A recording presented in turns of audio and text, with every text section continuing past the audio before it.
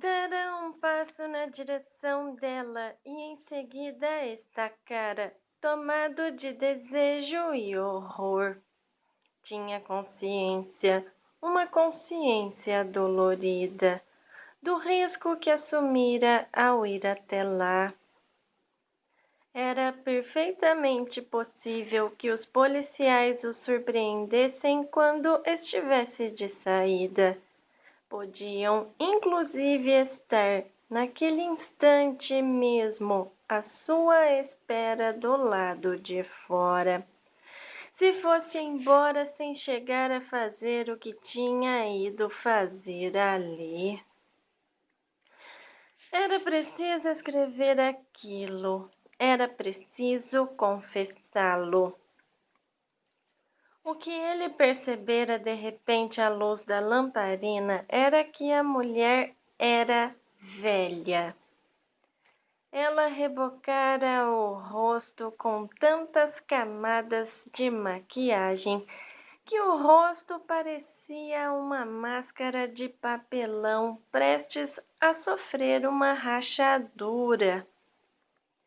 Viam-se mechas brancas em seus cabelos.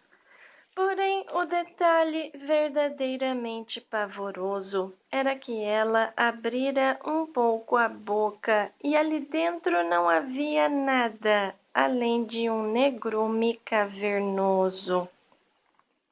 Não possuía um dente sequer.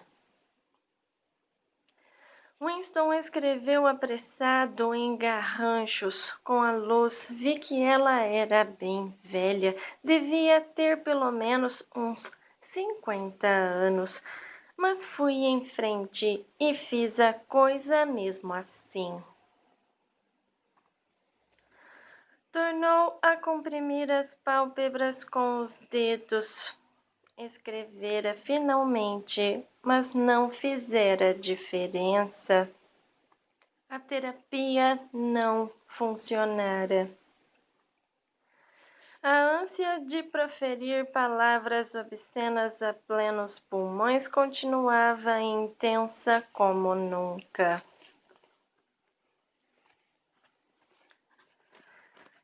7. Se é que há esperança, escreveu Winston, a esperança está nos proletas. Se é que havia esperança, a esperança só podia estar nos proletas, porque só ali, naquelas massas desatendidas, naquele enxame de gente, 85% da população da Oceânia, havia possibilidade de que se gerasse a força capaz de destruir o partido. Impossível derrubar o partido de dentro para fora. Seus inimigos, se é que o partido possuía algum, não tinham como agrupar-se ou mesmo como identificar-se uns aos outros. Mesmo que a legendária confraria existisse, algo possível, mas não provável, era inconcebível que seus membros algum dia pudessem reunir-se em grupos maiores que 2 ou 3 pessoas. O estado de rebelião significava um certo olhar, uma certa inflexão de voz, no máximo uma ou outra palavra cochichada. Os proletas, porém, se de algum modo acontecesse o milagre de que se conscientizassem da força que possuíam, não teriam necessidade de conspirar. Bastava que se sublevassem e se sacudissem, como um cavalo se sacode para expulsar as moscas. Se quisessem, podiam acabar com o partido na manhã seguinte. Mais cedo ou mais tarde, eles teriam a ideia de acabar com o partido. Não teriam? E apesar de tudo, lembrou-se de uma vez em que ia andando por uma rua apinhada, quando um brado imenso formado por centenas de vozes femininas, se elevara de uma rua lateral um pouco à frente. Era um grito enorme, formidável, de ira e desespero. Um ó profundo e clamoroso que ecoava como a reverberação de um sino. O coração de Winston dera um salto.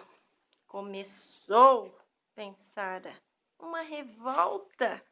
Os proletas estão se libertando finalmente.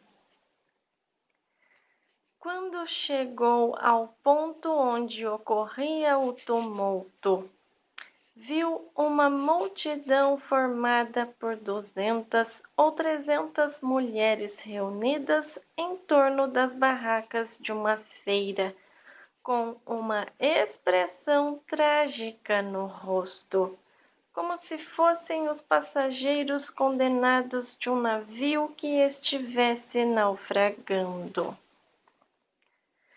Mas, justo naquele momento, o desespero generalizado se fragmentou, formando uma infinitude de confrontos individuais. Aparentemente, até pouco antes, uma das barracas comercializava panelas de lata. Eram umas porcarias de umas panelas frágeis, de péssima qualidade. Mas panela era coisa difícil de encontrar. De repente, o estoque disponível se esgotara. As mulheres que haviam conseguido comprar as suas, empurradas e golpeadas pelas restantes, tentavam se afastar dali com seus troféus, enquanto dezenas de outras reclamavam em torno da barraca, acusando o feirante de favoritismo e de ter um estoque de panelas escondido em algum lugar. Gritos irromperam em outro ponto. Duas mulheres gordas, uma delas de cabelo longo e escorrido, haviam agarrado a mesma panela e cada uma tentava, com todas as suas forças, obrigar a outra a largá-la. As duas ficaram puxando a panela para lá e para cá até que o cabo se soltou. Winston observou a cena com repulsa. Por outro lado, pensou, por um momento passageiro, que força quase aterrorizante se manifestara naquele grito de não mais que umas poucas centenas de gargantas. Por que razão aquelas gargantas não poderiam ser capazes de gritar daquele jeito em relação a alguma coisa realmente importante? Escreveu. Enquanto eles não se conscientizarem, não serão rebeldes autênticos e, enquanto não se rebelarem, não tem como se conscientizar. A frase, pensou, quase poderia ter sido copiada de um dos manuais do partido. É claro que o partido se vangloriava de ter libertado os proletas da escravidão. Antes da Revolução, eles eram oprimidos de maneira revoltante pelos capitalistas.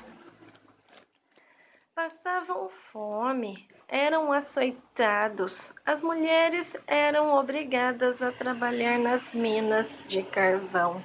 Para falar a verdade, as mulheres continuavam trabalhando nas minas de carvão.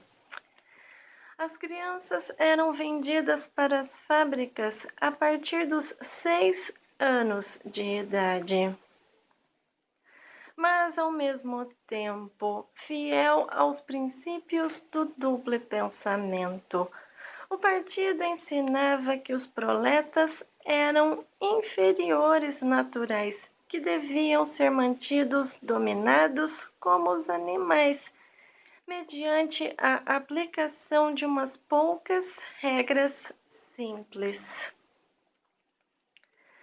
Na realidade, pouco se sabia sobre os proletas.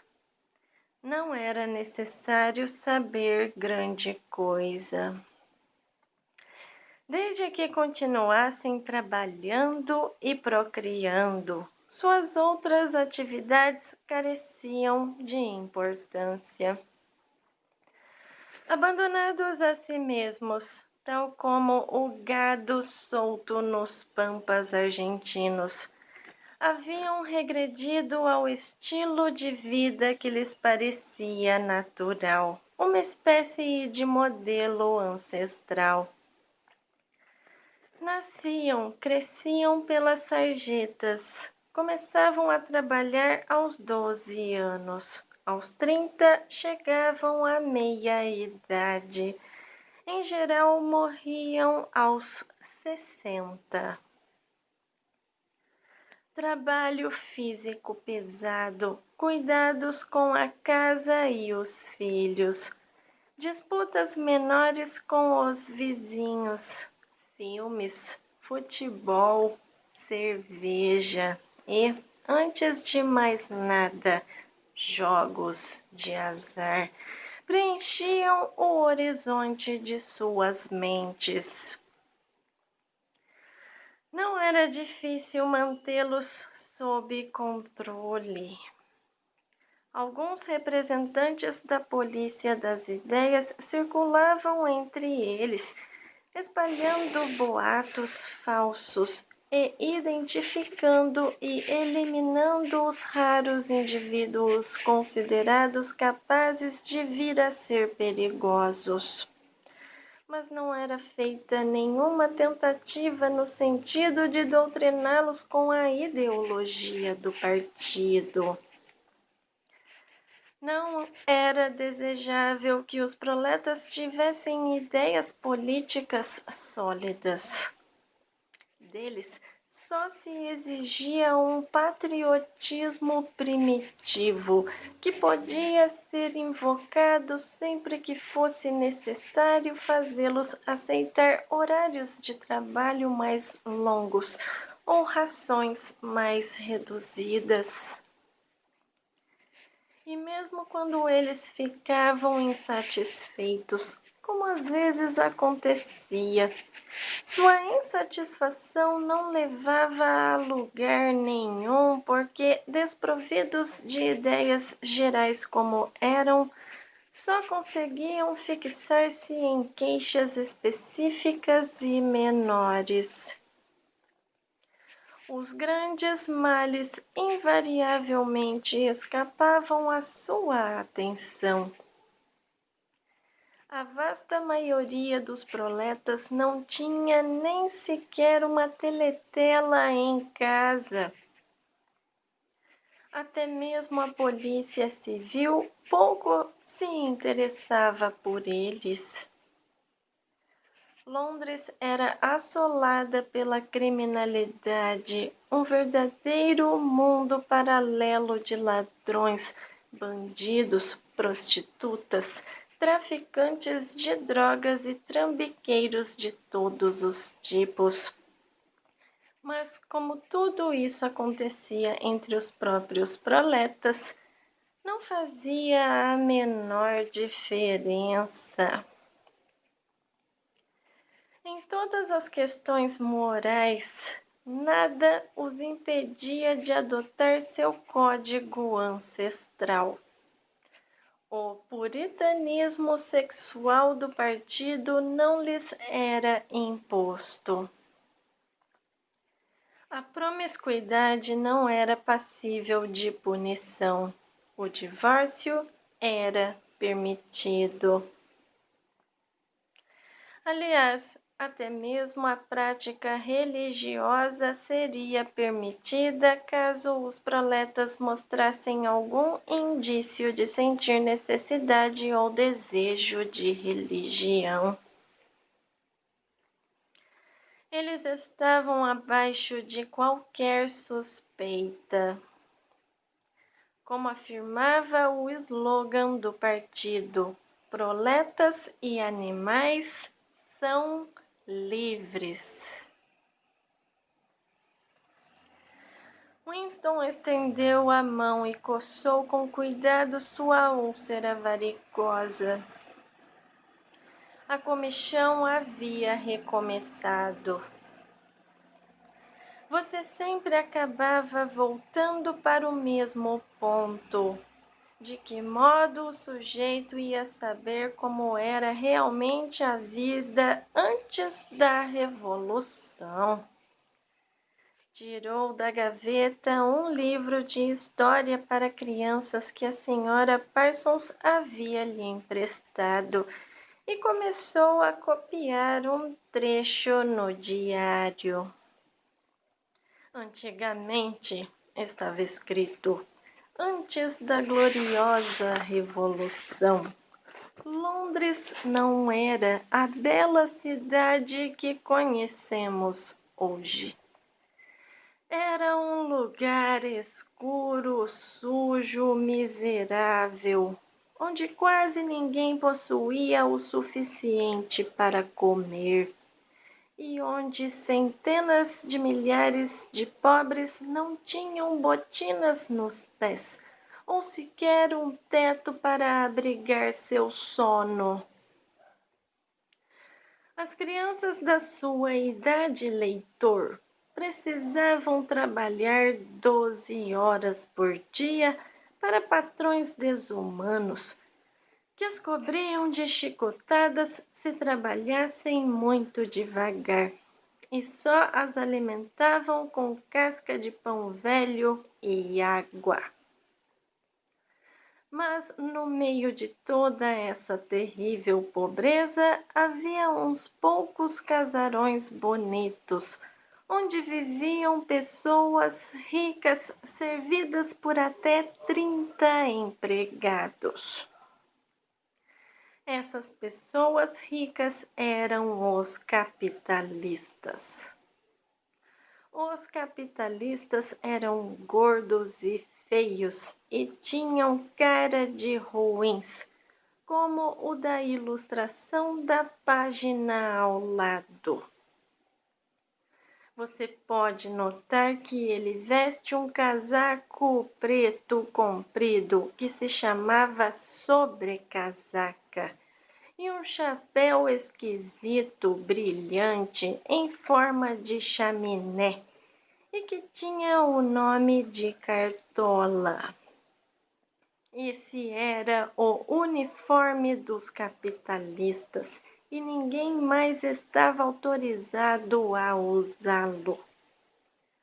Os capitalistas eram donos de tudo o que havia no mundo e todos os outros homens eram seus escravos.